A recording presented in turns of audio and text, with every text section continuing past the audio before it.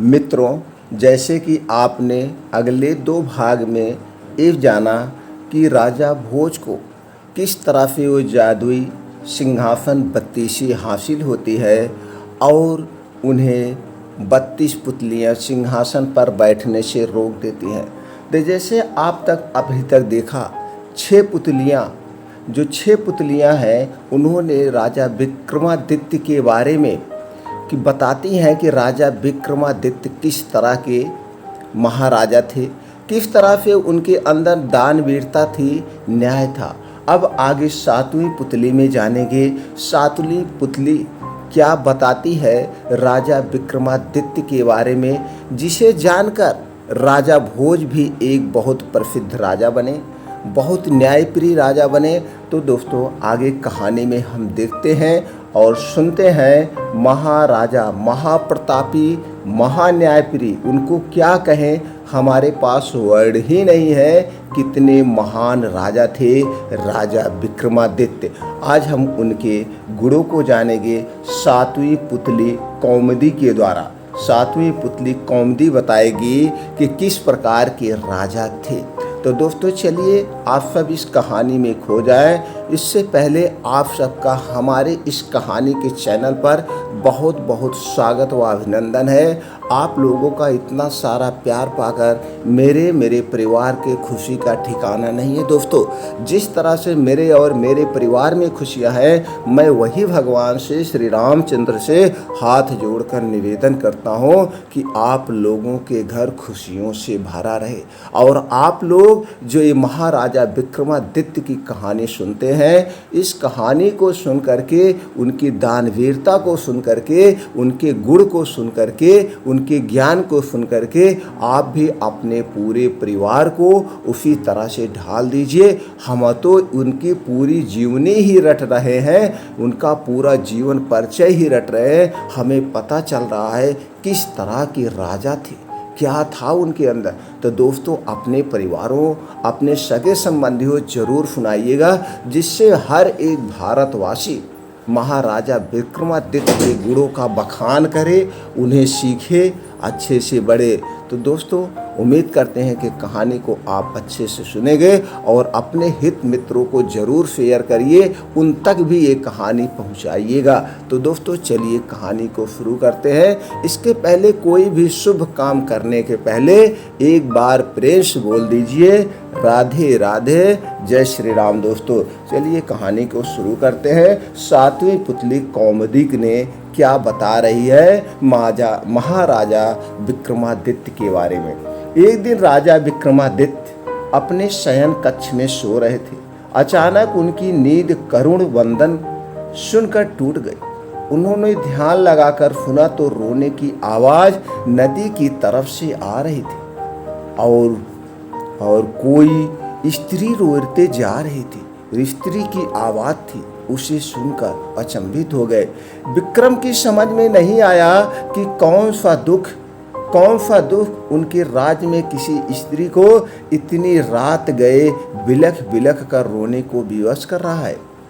उन्होंने तुरंत राज परिधान पहना और कमर में तलवार लटकाकर आवाज की दिशा में चल पड़े। शिप्रा के तट पर आकर उन्हें पता चला कि वह आवाज नदी के दूसरे किनारे पर बसे जंगल से आ रही। उन्होंने तुरंत एक क्षण भी नहीं गवाया, नदी में छलांग लगा दी तथा तैर कर दूसरे किनारे पर पहुंच गए। फिर चलते चलते उस जगह पहुंचे जहां से रोने की आवाज आ रही थी। उन्होंने देखा कि झाड़ियों में बैठी एक स्त्री रो रही है। उन्होंने उस स्त्री से रोने का कारण पूछा। स्त्री ने कहा कि वह कई लोगों को अपनी व्यथा सुना चुकी है, मगर कोई फायदा नहीं हुआ। राजा ने उसे विश्वास दिलाया कि वह उसकी मदद करने का हर संभव प्रयास करे। तब स्त्री ने बताया कि वह एक चोर की पत्नी है और पकड़े जाने पर नगर कोतवाल ने उसके पति को वृक्ष पर लटका दिया। राजा ने पूछा क्या वह इस फैसले से खुश नहीं है। इस पर औरत ने कहा कि उसे फैसले पर कोई आपत्ति नहीं है, लेकिन वह अपने पति को भूखा प्यासा लटकता नहीं देख सकते, क्योंकि न्याय में इस बात की चर्चा नहीं है कि वह भूखा प्यासा रहे, इसलिए वह उसे भोजन तथा पानी देना चाहती है। विक्रम ने पूछा कि अब तक उसने ऐसा किया क्यों नहीं किया। इस पर औरत बोली कि उसका पति इतनी ऊंचाई पर टंगा हुआ है कि बगैर किसी की सहायता के उस तक नहीं पहुंच सकती, और राजा के डर से कोई भी दंडित व्यक्ति की मदद करने को तैयार नहीं होता है। तब विक्रम ने कहा कि वह उनके साथ चल सकती है। दरअसल वह औरत पिशाचनी थी और वह लटकने वाला व्यक्ति उसका पति नहीं था। वह उसे राजा के कंधे पर चढ़कर खाना चाहती थी। जब विक्रम उस पेड़ के पास आए तो वह उस व्यक्ति को चट कर गई। तृप्त होकर विक्रम को उनसे मन चाहा चीज मांगने को कहा। विक्रम ने कहा वह अन्नपूर्णा प्रदान करें, जिससे उनकी प्रजा में कभी भूख नहीं, कभी कोई प्रजा उनकी भूखी नहीं रही। इस पर वह पिशाचनी बोली कि अन्नपूर्णा देना उसके बस में नहीं है, लेकिन उसकी बहन प्रदान कर सकती। विक्रम उसके साथ चलकर नदी किनारे आए, जहां एक झोपड़ी थी।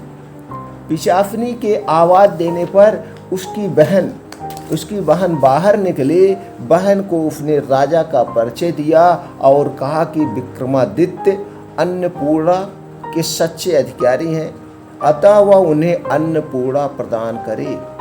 उसकी बहन ने सहर्ष अन्नपूर्णा उन्हें दे दी। अन्नपूर्णा लेकर विक्रम अपने महल की ओर रवाना हुए। तब तक भोर हो चुकी थी। रास्ते में एक ब्राह्मण मिला। उसने राजा से भिक्षा में भोजन मांगा। विक्रम ने अन्नपूर्णा पात्र से कहा कि ब्राह्मण को भर पेट भोजन कराए और एक बारह व्यंजन का। सचमुच तरह तरह के व्यंजन ब्राह्मण के सामने आ गए। जब ब्राह्मण ने पेट भरकर खाना खा लिया तो राजा ने उसे दक्षिणा देना चाहा। ब्राह्मण अपनी आंखों से अन्नपूर्णा पात्र का चमत्कार देख चुका था, इसीलिए उसने कहा अगर आप दक्षिणा देना ही चाहते हैं तो मुझे दक्षिणा स्वरूप यह पात्र दे दें, ताकि मुझे किसी के सामने भोजन के लिए दोबारा हाथ नहीं फैलाना पड़े। विक्रम ने बेहिचक उसी क्षण उसे वह पात्र दे दिया। ब्राह्मण राजा को आशीर्वाद देकर चला गया और वह अपने महल लौट गए। अब वो अपने महल लौट गए, इससे ये दानवीरता की झलक आती है। फिर उसने पुतली ने कहा राजा भोज इसे नोट कर लीजिए और इस गुण को अपने अंदर उतार लीजिए। फिर आठवीं पुतली कहती है पुष्पवती अब सुनिए, मैं बताती हूँ महाराजा विक्रमादित्य के अगड़ा गुण। महाराजा भोज ध्यान से सुनिएगा, क्या आपके अंदर यह गुण है? राजा विक्रमादित्य अद्भुत कला पारखी थे। उन्हें श्रेष्ठ कलाकृतियों से अपने महल को सजाने का शौक था।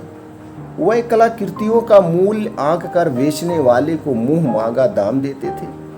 एक दिन वह अपने दरबारियों के बीच बैठे थे कि किसी ने खबर दी कि एक आदमी काठ का घोड़ा बेचना चाहता है। राजा ने देखना चाहा कि उस काठ के घोड़े की विशेषता क्या है, क्या ऐसी उसमें अद्भुत चमत्कार कर सकता है। नौकर के साथ वह आदमी दरबार में आया। अपने साथ ऐसा काठ का घोड़ा लेकर आया जिसकी कारीगरी देखती ही बंद थी। एकदम जीवित मालूम पड़ता था। बहुत गौर से देखने पर ही पता चलता था कि यह लकड़ी का है। विक्रम ने उस आदमी से घोड़े की विशेषताओं के बारे में पूछा। उस आदमी ने जवाब दिया कि वह घोड़ा अति तीव्र गति से जल, थल और आकाश तीनों में विचरण कर सकता। उसके दाम के बारे में पूछने पर उसने बताया कि वह उसकी जीवन भर की मेहनत का फल है, इसीलिए वह 1,00,000 स्वर्ण मुद्राओं से कम में उसे नहीं बेचेगा। राजा को उसकी बात जच गई और 1,00,000 स्वर्ण मुद्राएं देकर उन्होंने वह घोड़ा खरीद लिया। फिर वह आदमी खुले मैदान में आकर घोड़े को उठाकर दिखाने लगा तथा उसके कल पुर्जों के बारे में सब कुछ बताने लगा और महाराज को सारी उसकी खूबियां समझा दी। उसके बाद संचालन की सारी विधि समझाकर विक्रम ने घोड़ा अपने अश्वगर में रखवा दिया। एक दिन अपने आदमियों के साथ राजा शिकार को निकले तो खुद उसी घोड़े पर सवार थे। कलपुर्जों को दबाने पर उसकी तेजी इतनी बढ़ गई कि राजा को मजा आ गया। वह भूल गए कि आखेट के लिए वह अकेले नहीं है, उनके साथ और सारे सैनिक भी हैं। अपनी टोली से बिछुड़कर बहुत दूर आ गए। उन्होंने उसे हवा में उड़ाने के लिए दूसरे कलपुर्जों को दबाया। उसकी गति हवा में इतनी बढ़ गई कि राजा के लिए उसे संभालना मुश्किल जान पड़ा। उन्होंने उसे जमीन पर उतारना चाहा तो वह उसी गति से उतरा और एक घने पेड़ की शाखाओं से टकराकर टुकड़े टुकड़े हो गया। अब उस निर्जन और अनजान जगह पर राजा अकेले थे। वह इधर उधर भटक रहे थे। तभी सामने एक बंदरिया कूदी और अपने हाव भाव से कुछ बताने की कोशिश करने लगी। राजा कुछ समझ पाते तब तक उनकी निगाह एक कुटिया पर पड़ी। राजा को भूख खूब तेजों से लगी थी और वह थके भी है, एकदम थक कर चकनाचूर हो गए। उन्होंने वृक्षों पर लदे फल तोड़े और अपनी भूख मिटाई और एक वृक्ष पर चढ़कर लेट गए। वह विश्राम कर ही रहे थे, एक सन्यासी आया और बंदरिया को इशारा करके अपने साथ कुटिया में रखे दो घड़ों के बीच में बंदरिया को बैठने को कहा। उसके बाद उसने एक घड़े से चुल्लू भर पानी लेकर बंदरिया के ऊपर छींटे मारे। बंदरिया एक अत्यंत रूपवती राजकुमारी बन गई। उसने सन्यासी के लिए भोजन पकाया तथा जब सन्यासी खा चुका तब सन्यासी के हाथ पैर दबाए और सन्यासी को आराम से नींद आ गई और सन्यासी सो गया।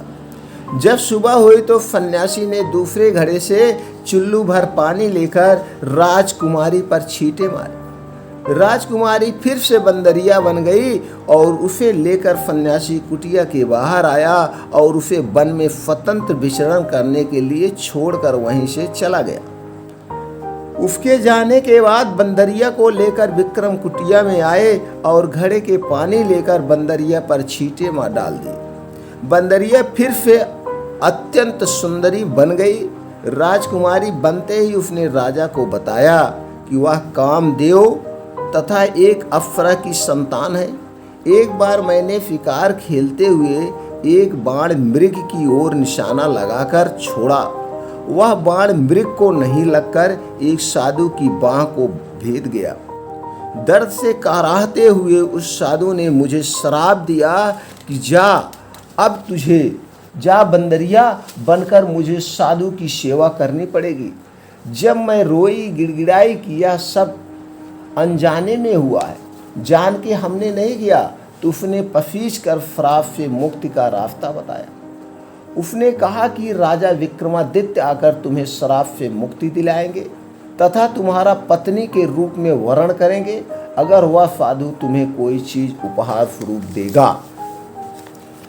मैं आपको देखते ही पहचान गई कि आप साधु के लौटने पर मैं उससे उपहार मांगूंगी और आप मेरा पत्नी के रूप में वर्ण करेंगे। विक्रम ने फिर पानी के छींटे डालकर उसे बंदरिया बना दिया। साधु आया और उसने बंदरिया से उसे राजकुमारी में बदल डाला। राजकुमारी ने उससे कोई उपहार देने को कहा। उसने हवा में हाथ लहराया तो उसके हाथ में खिला हुआ कमल आ गया। उसने कहा, यह कमल हर दिन तुम्हें एक रत्न देगा। साधु ने यह भी कहा कि उसे पता है राजा विक्रमादित्य उसकी जिंदगी में आ पहुंचे हैं, इसीलिए वह राजकुमारी को बाकी की जिंदगी सुखपूर्वक व्यतीत करने का आशीर्वाद देता है। साधु ने उसके बाद राजकुमारी को अपनी कुटिया से सहर्ष विदा किया। राजकुमारी अब पूरी तरह श्राप मुक्त हो गई थी।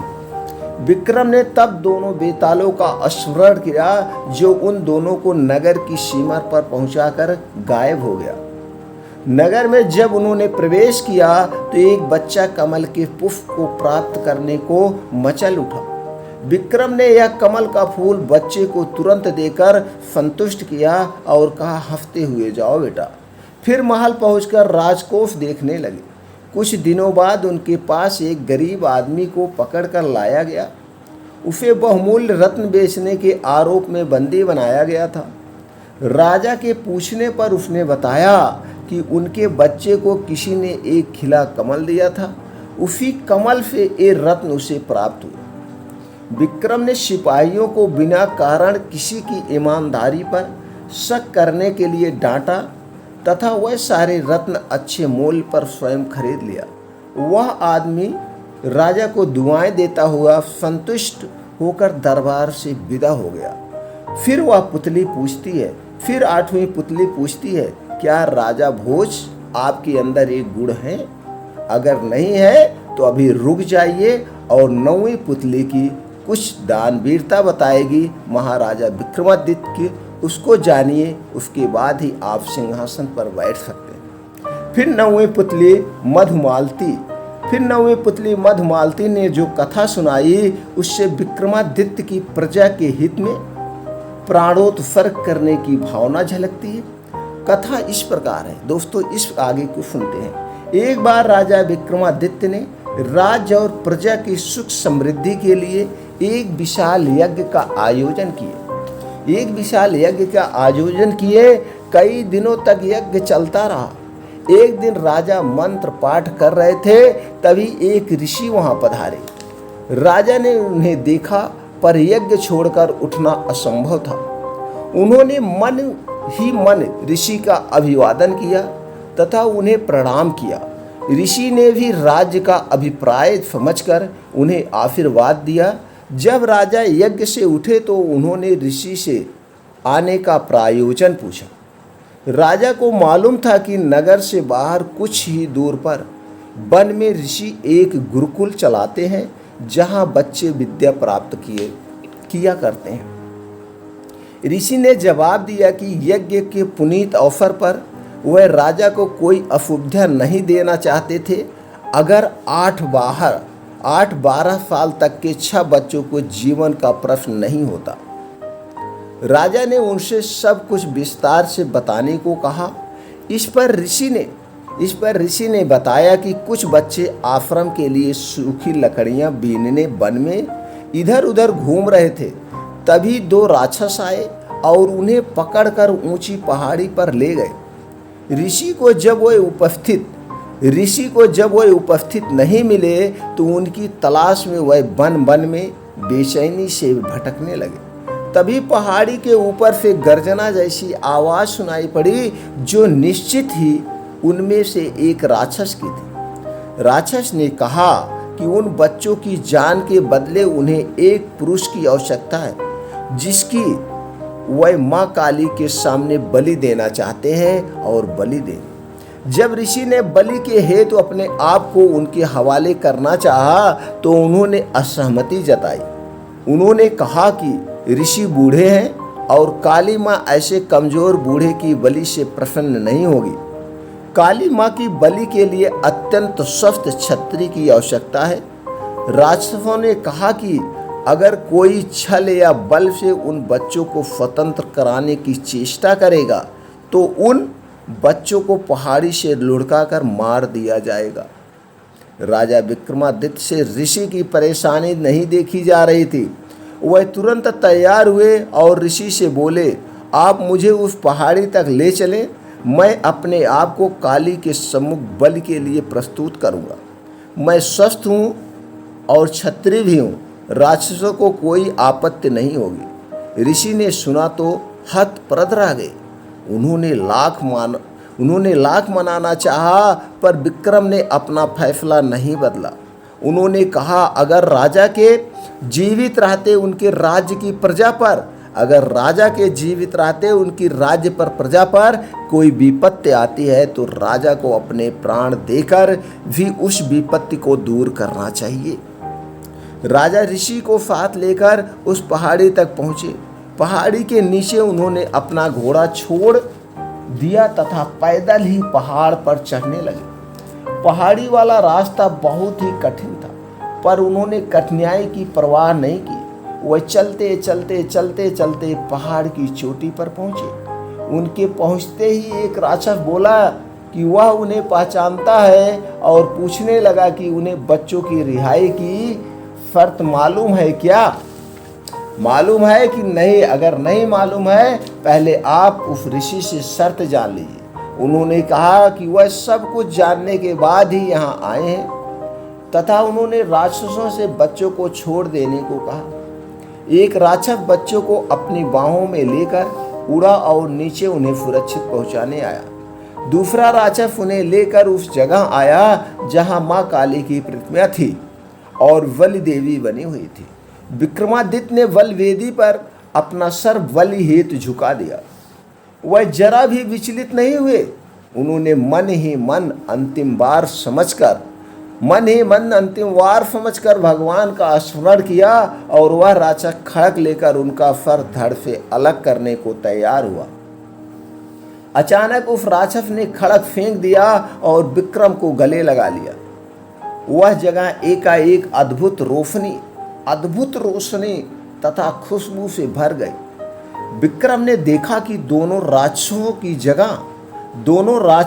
जगह इंद्र तथा पवन देवता खड़े होते।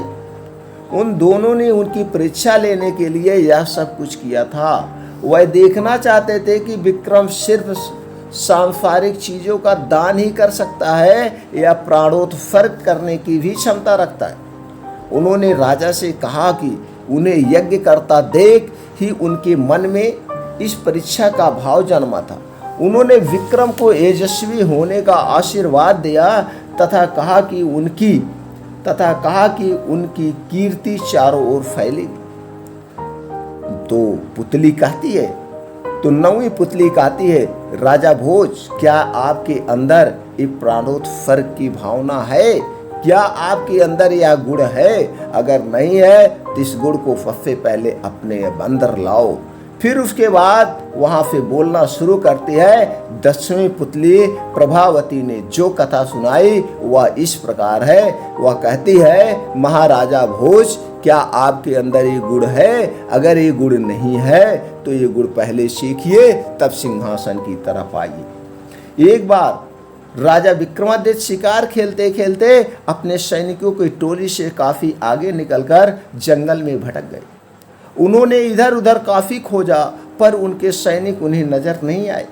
उसी समय उन्होंने देखा कि एक सुदर्शन युवक एक पेड़ पर चढ़ा और एक शाखा से उसने एक रस्सी बांधी। रस्सी में फंदा बना था। उस फंदे में अपना सर डालकर झूल गया। विक्रम समझ गए कि युवक आत्महत्या कर रहा है। उन्होंने युवक को नीचे से सहारा देकर फंदा उसके गले से निकाला तथा उसे डांटा कि आत्महत्या न सिर्फ पाप और यह कायरता की बलि है, बल्कि आप अपराध भी है। इस अपराध के लिए राजा होने के नाते वह उसे दंडित भी कर सकते। युवक उनकी रोवीली आवाज तथा वेशभूषा से ही समझ गया कि वह राजा है, इसीलिए भयभीत हो गया। युवक राजा ने उसकी गर्दन सहलाते हुए कहा कि वह एक स्वस्थ और बलशाली युवक है। फिर जीवन से निराश क्यों हो गया? अपनी मेहनत के बल पर वह आजीविका की तलाश कर सकता है। उस युवक ने उन्हें बताया कि उसकी निराशा का कारण जीविकोपार्जन नहीं है और वह विपन्नता से निराश होकर आत्महत्या का प्रयास नहीं कर रहा था।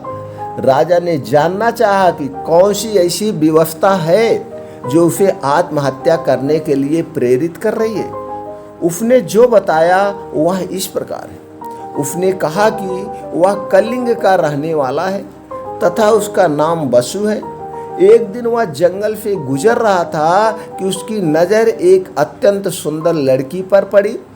वह उसके रूप पर इतना मोहित हुआ कि उसने उससे उसी समय प्रणय निवेदन कर डाला कि मैं तुमसे प्रेम करता हूँ, मैं तुमसे शादी करना चाहता हूँ। उसके इस प्रस्ताव पर लड़की हंस पड़ी और उसने उसे बताया कि वह किसी से प्रेम नहीं कर सकती क्योंकि उसके भाग्य में यही बदा है, यही लिखा हुआ है। दरअसल वह एक अभागी राजकुमारी है। जिसका जन्म ऐसे नक्षत्र में हुआ है कि उसका पिता ही उसे कभी नहीं देख सकता। अगर उसके पिता ने उसे देखा तो तत्क्षण या तत्काल उसकी मृत्यु हो जाएगी। उसके जन्मते ही उसके पिता ने नगर से दूर एक सन्यासी की कुटिया में भेज दिया और उसका पालन पोषण उसी कुटिया में हुआ है। उसका विवाह भी उसी युवक से संभव है जो असंभव को संभव करके दिखा दे। उस युवक को खौलते तेल के कड़ाहा में कूदकर जिंदा निकलकर दिखाना होगा। उसकी बात सुनकर बसु उस कुटिया में गया जहां उसके निवास था। वहां जाने पर उसने कई अस्थि पंजर देखे तो उस राजकुमारी से विवाह के प्रयास में खौलते कड़ाह के तेल में कूदकर अपनी जानों से हाथ धो बैठे थे। बसु की हिम्मत जवाब दे गई। वह निराश होकर वहां से लौट आया। उसने उसे भुलाने की लाख कोशिश की। हमेशा सोचता था मैं उस राजकुमारी को भूल जाऊंगी, पर उसका रूप सोते जागते उठते बैठते हर वक्त आंखों के सामने आ जाता है। उसकी नींद उड़ गई है। उसे खाना पीना नहीं अच्छा लगता है। अब प्राणांत कर लेने के सिवा उसके पास कोई चारा नहीं बचा है। विक्रम ने उसे समझाना चाहा कि उस राजकुमारी को पाना सचमुच असंभव है, इसलिए वह उसे भूलकर किसी और को जीवन संगनी बना ले। लेकिन युवक नहीं माना। उसने कहा कि विक्रम ने उसे व्यर्थ ही बचाया। उन्होंने इसे मर जाने दिया होता तो अच्छा होता। विक्रम ने उससे कहा कि आत्महत्या पाप है और यह पाप अपने सामने वह नहीं होता देख सकते हैं, इसलिए तुम आत्महत्या नहीं करोगे। उन्होंने इससे वचन दिया कि वह राजकुमारी से उसका विवाह कराने का हर संभव प्रयास करेंगे। फिर उन्होंने मां काली द्वारा प्रदत्त दोनों बेतालों का स्मरण किया। दोनों बेताल पलक झपकते ही उपस्थित हुए तथा कुछ ही देर में उन दोनों को लेकर उस कुटिया में आए जहां राजकुमारी रहती थी। वह बस कहने को कुटिया थी। राजकुमारी की सारी सुख सुविधाओं का ख्याल रखा गया था। नौकर चाकर, गाड़ी घोड़ा, बंगला सब कुछ था। राजकुमारी का मन लगाने के लिए सखी सहेलियां थी। तपस्वी से मिलकर विक्रमादित्य ने वसु के लिए राजकुमारी का हाथ मांगा। तपस्वी ने राजा विक्रमादित्य का परिचय पाकर कहा कि अपने प्राण व राजा को सरलता से अर्पित कर सकता है। इस पर राजकुमारी का हाथ उसी युवक को देगा जो खौलते तेल से कुफल निकल कर आए, तो किसी अन्य के लिए राजकुमारी का हाथ मांग सकता है या नहीं। इस पर तपस्वी ने कहा कि बस यह शर्त पूरी होनी चाहिए। वह अपने लिए हाथ मांग रहा है या किसी अन्य के लिए, यह बात माने नहीं रखती है। उसने राजा को विश्वास दिलाने की कोशिश की कि इस राजकुमारी को कुंवारी ही रहना पड़ेगा। जब विक्रम ने उसे बताया कि वह खुद ही इस युवक के लिए कड़ाहा में कूदने को तैयार हैं, तो तपस्वी का मुंह विस्मय से खुला रह गया। वह बात कर रहे थे कि राजकुमारी अपनी सहेलियों के साथ वहां आ गई। वह सचमुच अप्सराओं से भी ज़्यादा सुंदर थी। अगर युवकों ने खौलते कड़ाह में कूदकर प्राण गंवाए तो कोई गलत काम नहीं किया है। विक्रम ने तपस्वी से कहकर कड़ाह भरे तेल की व्यवस्था करवाई। जब तेल एकदम खौलने लगा तो मां काली को स्मरण कर विक्रम तेल में कूद गए। खौलते तेल में कूदते ही उनके प्राण निकल गए और शरीर भुनकर स्याह हो गया। मां काली को उन पर दया आ गई और उन्होंने बेतालों को विक्रम को जीवित करने की आज्ञा दी। बेतालों ने अमृत की बूंदें उनके मुंह में डालकर उन्हें जिंदा कर दिया। जीवित होते ने उन्होंने वसु के लिए राजकुमारी का हाथ मांगा। राजकुमारी के पिता को खबर भेज दी गई और दोनों का विवाह धूमधाम से संपन्न हो गया। फिर वो पुतली कहती है, महाराज राजा भोज, क्या आपके अंदर यह गुण है? अगर आपके अंदर ये गुण नहीं है तो पहले ये गुण लाइए, उसके बाद सिंहासन की तरफ बढ़िए। फिर जैसे ही उसके बाद 11वें पुतली कहती है, महाराजा राजा भोज अभी आपको हमारे भी जवाब देने हैं। हम भी आपको एक गुण बताऊंगी, इस गुण को भी आप अपने अंदर लाइए तो आप इस पृथ्वी के सबसे महान राजा बन सकते हैं। फिर अगली पुतली बताना शुरू करती है। दोस्तों, अगली पुतली की कहानी हम अगले भाग में सीखेंगे, इसलिए हर एक भाग को देखिए, अपनी जानकारी बढ़ाइए और महाराजा भोज की तरह और महाराजा महाप्रतापी न्यायप्रिय राजा विक्रमादित्य के गुण को सीख करके अपने अंदर, अपने बच्चों के अंदर, अपने परिवार के अंदर, चूँकि जहाँ तक हम एनालाइज करते हैं, जहाँ तक हमने सीखा है कि इससे ज़्यादा महान कोई राजा हुआ ही नहीं। तो दोस्तों, फिर मिलते हैं 11वीं पुतली की कहानी लेकर अगले भाग में। तब तक के लिए चैनल को सब्सक्राइब करें, बेल आइकॉन का बटन ऑन कर दें। हर एक भाग का डिस्क्रिप्शन लिंक दे दिया गया है, वहां से जाकर आप देख सकते हैं, सुन सकते हैं, अपना अनुभव बढ़ा सकते हैं। फिर मिलते हैं अगली वीडियो में। तब तक आप अपने परिवार के साथ खुश रहिए और परिवार को ज्ञान बांटिए और अपने परिवारों को एक ज्ञानी, एक महापुरुष, एक न्यायप्रिय परिवार बनाइए। फिर मिलते हैं अगले वीडियो में। एक बार फिर से प्रेम से बोल दीजिए, जय श्री राम।